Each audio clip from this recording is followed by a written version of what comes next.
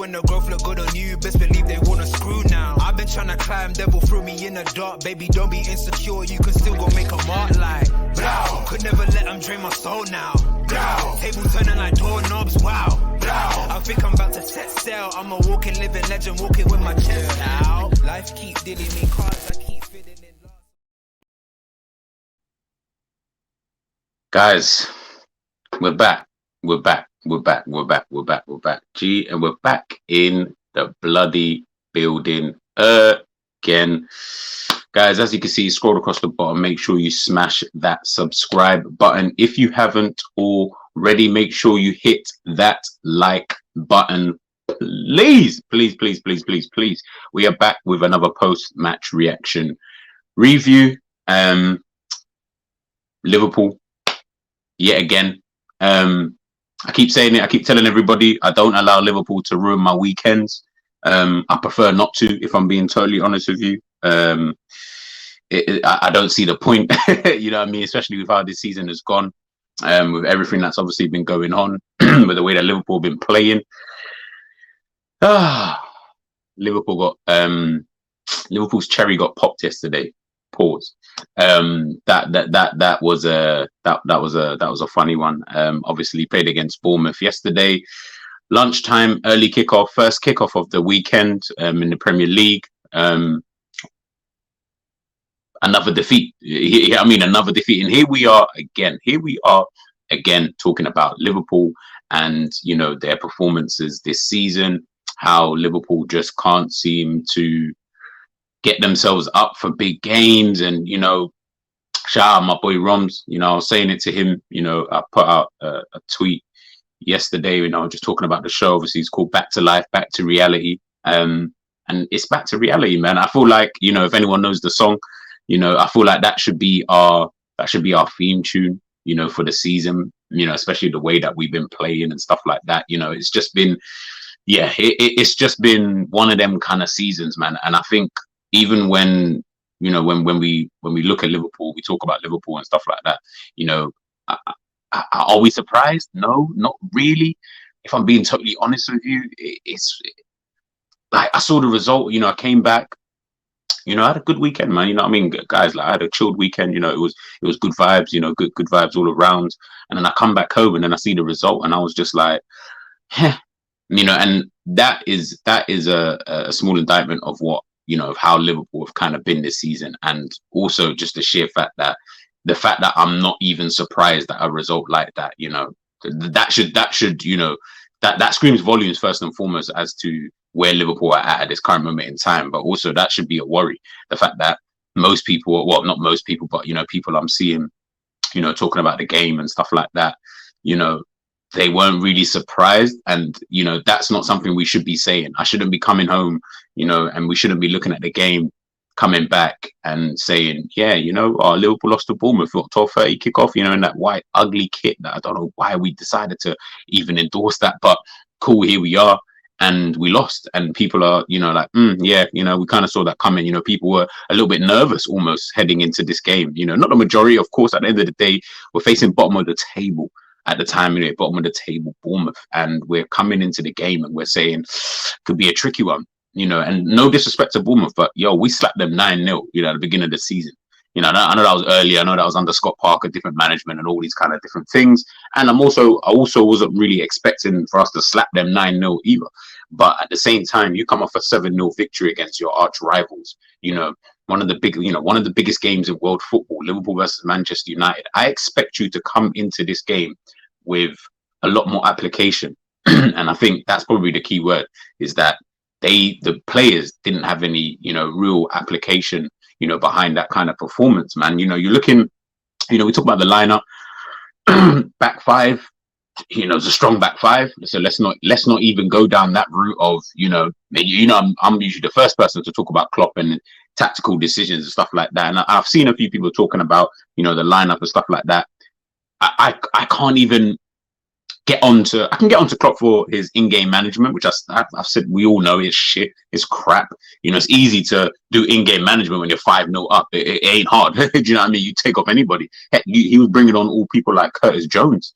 You know what I mean? That tells you straight off the rip as to his in-game management, and yeah, well, it's 5-0, 6-0, whatever it was at the time. Yeah, we can bring on Curtis Jones and we could do this and we can do that, etc., etc. But when we're talking about games where we're still looking for a goal and we're not really playing particularly well, you've got players on the bench that could potentially come on and even change a game, so to speak. And again, the way you do it is just so left and fugazi. But again, cool, it is what it is. Whatever. At the end of the day, when we can't 1 week praise the players after 7-0 victory and then next week not criticize them, I can't 1 week look at Klopp and this is why I said after the 7-0 victory, this is why I was so like, yeah, I'm like, people were like, right, you're gonna apologize to Klopp, and is it Klopp in now? And it's rubber. So what are we saying this week, people? Yeah, I mean, this is for you guys. What are we saying this week? Are we now all of a sudden, for all those who were screaming to me, telling me to apologize left, right, and center, do I get that apology back? Do I get it in writing? Are you guys gonna, email me? Like, I don't know. I can send out my email and let me know.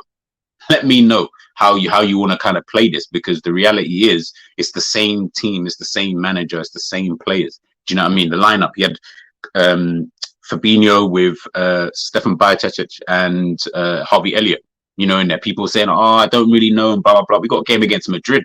He's resting, clearly he's resting Jordan Henderson. Don't feel like this is a game where Jordan Henderson can play. Who else are you going to realistically throw in anyway? Yeah, we don't want Ox or Cater, but people are saying maybe you could have played. No, we couldn't have played these people, man. Throw them in for what? Unless there's a mad injury or something like that. Even an Arta, he's not going to throw these kind of people in. So I'm not really looking at that midfield again. Like I said, the back five was calm, the front three was calm. People are getting at the midfield again and blah blah blah blah blah and all these kind of different things. Remember, Bajcetic, that's everyone's wonder kid. Yeah, I mean, that's the guy. He's the best midfielder we've had since sliced bread and red. Like, I can't look at that and then say, oh, yeah, you know what? You shouldn't have played him. Harvey Elliott played a brilliant game against Manchester United, deserved to play. Jordan Henderson needs a rest. So guess what? You three can play in there. Again, I'm not even going to get onto Klopp about that if I'm being in terms of the lineup in itself, because the lineup was fine. I'm sorry, but there's none of you can convince me here that you looked at that lineup and said, oh, yeah, you know what? That lineup shouldn't beat Bournemouth, who are bottom of the table. Liverpool, who are just coming off a 7-0 victory. That don't make no sense. Come on, man. We got to keep it consistent with the praise and the criticism. At the end of the day, the lineup was fine. Anyone's got a problem with it, then you're just nitpicking for no real reason kind of thing. At the end of the day, we've got a game against Madrid. Whether you think we go through or not, which I don't think, but whether you do, he's going to want his strongest lineup, I guess, possible. So he knows that Jordan Henderson can't keep playing every single week, can't play every single game. So guess what, Jordan? You're going to sit on the bench. Now, people don't like that. I know I'm not sitting here saying, yeah, I want Jordan Henderson to stay and all. Forget all of that. We can only deal with the moment. We can only go game by game. And that's the only way we can deal with it at this current moment in time, because the team is just shit. It's just so inconsistent and blah, blah, blah. And again, the same problem that Klopp has had since he joined the football club. It's the same problem that he's got this season. It's the same problem that we saw yesterday. You can't really break down. I don't even really want to say these low blocks, because Bournemouth were defending quite high at times. So the low block thing, that's kind of a cop-out. It's just playing against teams who are very resolute in that kind of manner, in the way that Bournemouth were yesterday. We don't have the creativity. We don't have it. You could, like, the way that Klopp wants the team to play, it doesn't really matter who you throw in there. It wouldn't even matter. Heck, I even fear that players like a Iniesta or something like that couldn't even go in the middle of that team and become this creative force and outlet. Hence the reason why, we talk about all of these players that we want to sign and etc. etc. Your Bellinghams, and Bellingham ain't coming in here to, what's Bellingham going to do? He ain't coming in here to create. That guy can't, he's not a creator.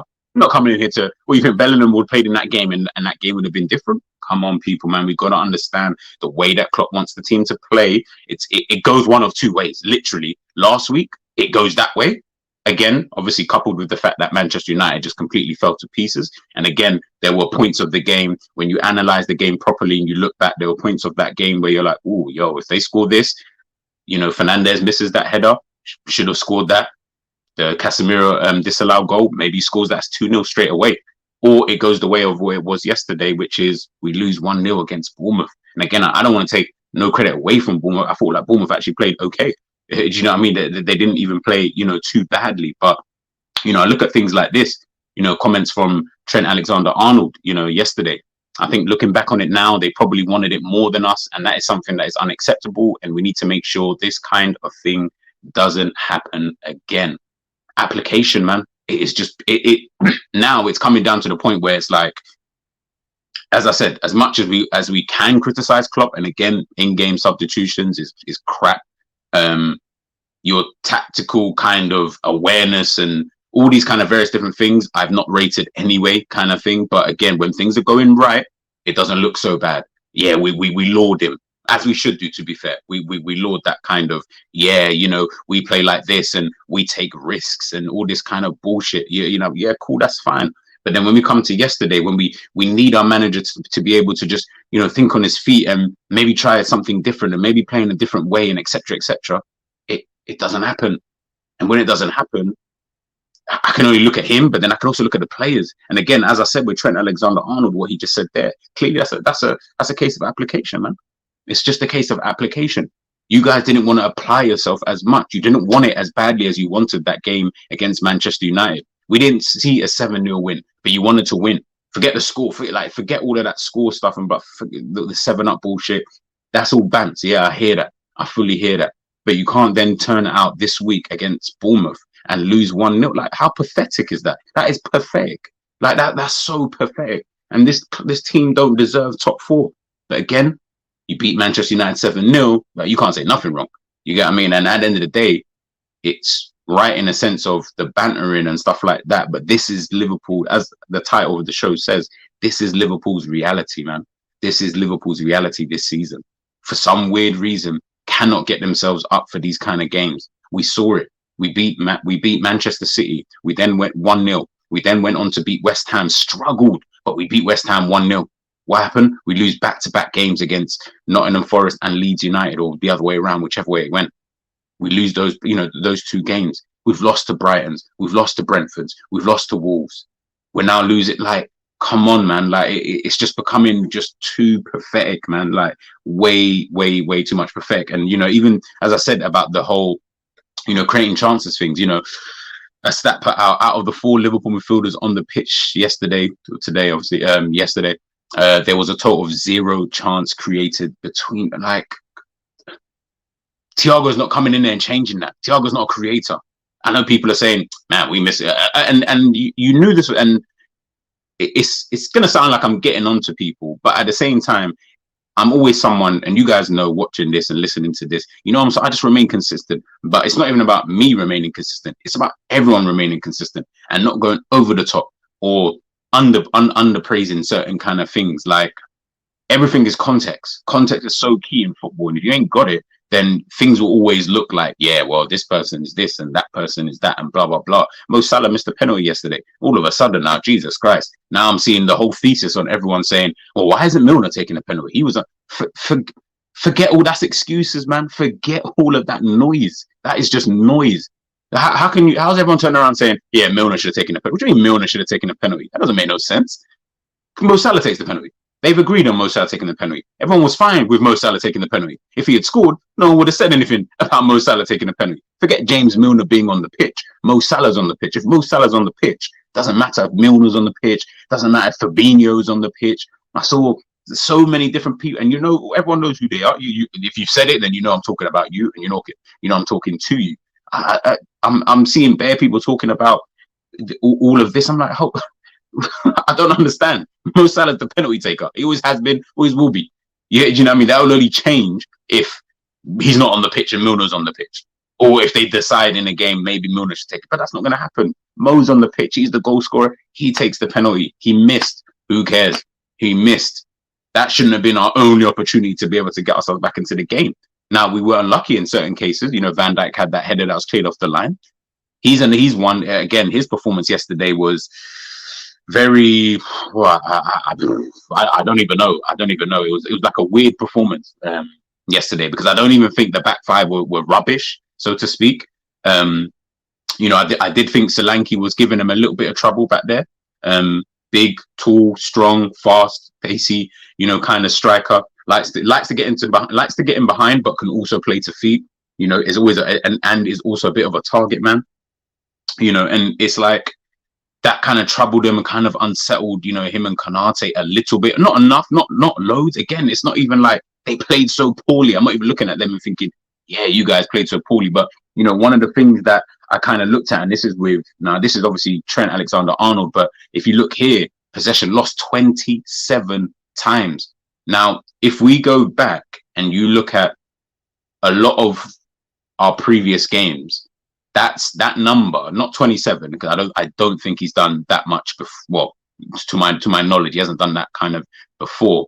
But we seem to be in double figures when it comes to our defense losing possession. Now that's always going to be a problem. Now, whether that be through a pass, through a dribble, through whatever it may be, they're losing possession regardless. Forget how they're doing it. They're losing possession. That's not something that should be happening continuously, but it is regardlessly. It's still happening. Now that's not to get onto Trent.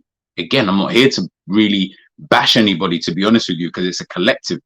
Just like we praised them last week for the 7-0 win, collectively, we have to criticize them when we're playing against Bournemouth, who are bottom of the table. And we seem to have this bottom of the table PTSD, because anytime we face anyone who's bottom of the table, we seem to lose. Do you know what I mean? Whether it's home or away, it don't really matter at this point, because we're just losing regardless. So clearly it's a PTSD from whatever, and we just seem to be losing. But again, it's that application. I'm sorry, but I'm not here to see Trent, who is my flipping right back, lose the ball 27 times. That, to me, that's not really making any sense. He played 16 long balls and only got 5 of them. 5 of them were accurate. Again, pathetic. 7 crosses and only 1 was actually accurate. Come on, man. All of that's pathetic. And it's crazy because if this is obviously Sofa score, they gave him a 7.4. Which what I mean? Again, I'm not saying the Sofa score is Bond, so maybe forget the actual rating that they gave him, but the sheer fact that they were still willing to still give him a bit of a high rating, but when you look at all the stats and stuff like that, and if you watch the game in itself, you're like, okay, cool. So I don't really get it. Is it a level of complacency? Is it? I don't know what it is at this point, to be honest with you. It's quite alarming to, if I'm being totally honest. This is Bajcetic. They gave him a 6.4. It is what it is. Ground duels 5. He only won 1 of them. He lost the ball 13 times. It's like I don't really get it when it comes to these kind of things. Like I'm really struggling to understand. When we're up against these kind of teams. I don't understand why is it a case of that they want it more than we do. Surely, do we not want top 4? Do we not want that? Is that something that we, subconsciously within us, we feel like we don't really deserve it, so we're not really putting in I don't know. But this whole crap about only being up for the big games and stuff like that, I'm sorry, but that needs to end, and that needs to end quickly. There's no point beating teams in the top 6 if you can't flip and beat the team who are bottom of the table. I don't want to hear that. Who are we? Are we some giant killer? Liverpool are not that. We are the giant killers. We are the giant team, should I say? Sorry, we are the team people should be looking at, trying to defeat us, like Bournemouth did yesterday, like Brentford have done, like Brighton have done, like Wolves have done. Do you get what I mean?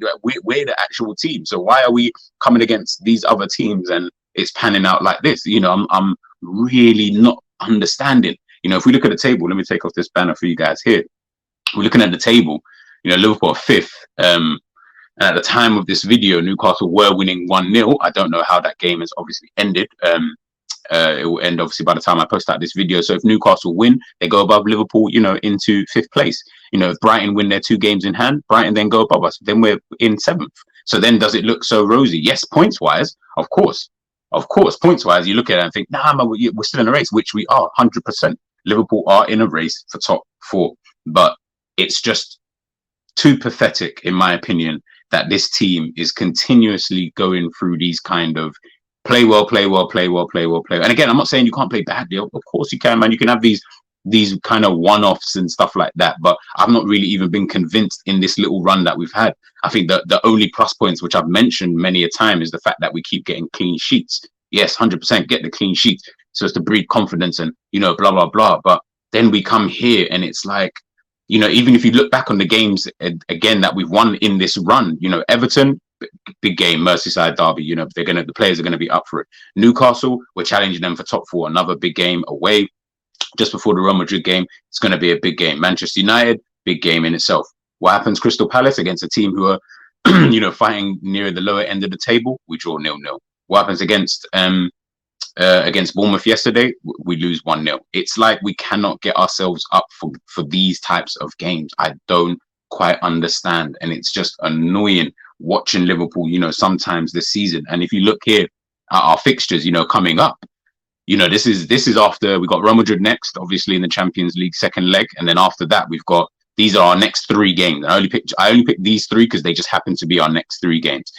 Man City away, 12:30, again on a Saturday. Chelsea away, Tuesday evening. Chelsea now coming off the back of their 3-1 victory, going through in the Champions League next round as well. So they're, going through their own little, would I say, not resurgence, but, they're slowly coming into their own, finding the back of the net a lot more frequently than they were before. And top of the table, Arsenal at home. Now, knowing us, we'll lose the next 2 games and then we'll beat Arsenal. That's something I can see Liverpool doing. Losing the next 2 games, but then beat Arsenal. And then you're just like, well, where the hell did that come? And you probably thrash Arsenal. Knowing Liverpool, probably thrash them. You know what I mean? I'm not saying it's a guarantee or anything like that. Arsenal playing fantastically well and deserve to be where they're at. But that's something that Liverpool would just do. So you're then sitting there thinking, well, none of this is really making any sense for this season. Now, I don't know if it's the manager can realistically even say or do anything, because, even he spoke about, the application and Bournemouth wanting it more than us and, all these kind of various different things. What more can he do on his end in that regards? Hence the reason why I'm not even going too full tilt at Klopp. Before it was a tactical thing, and at the end of the day, I've got to live with it in the sheer fact that he wants to play 4-3-3. I hate the tactic now. Well, I hate under him anyway, but it's what he wants to play. It's what he wants to do. Cool, whatever, blah, blah, blah. He's going to fit the players that he thinks can do this, that, and the third. But where he probably can help is in the way that we create some chances and things like that. We cannot have this one way and one system in the way that we create chances. It just can't work. It just can't work moving forward, because clearly it doesn't really matter who you're putting into the middle of the park. If they're all doing the same jobs, who's realistically going to be out here? Who's creating chances? Who's scoring goals? Who's helping us in this dynamic? It can't always be the attack. We do need to start seeing a lot more goals from our midfield. Now, I know Elliot's obviously chipped in with a couple, so obviously his place is obviously warranted. But outside of that, in that midfield, who else is there? There isn't anybody else there, and he's not bringing on anyone. He's bringing on Henderson. He's bringing on Milner. If we try to bring on Carvalho again, play him in this whatever position, I don't really know. I really don't know. But clearly, there's a message there between the manager and players when it comes to these type of games. Something is just not quite right. It just isn't quite right. And this season, we're seeing it, full tilt. Van Dijk. Again, I'm not going to say he played shit yesterday, but in terms of the goal in itself, the goal was down to him. I'm putting that goal down to him. Not all his fault, but he will take 85% of that blame.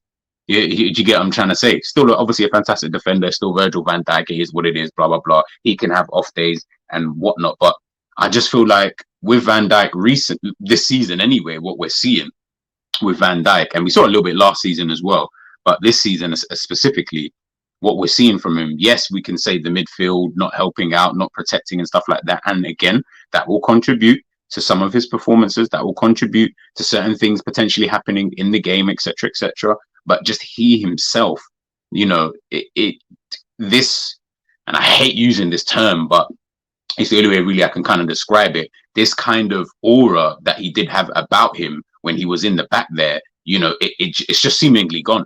You know what I mean? It has just honestly just gone, completely. And, when he's back there now, yes, whoever's playing next to him, whatever defender that, whether it's Konate, Joe Gomez, or Joao Matip, whoever's there, yes, inevitably they do play a little bit better.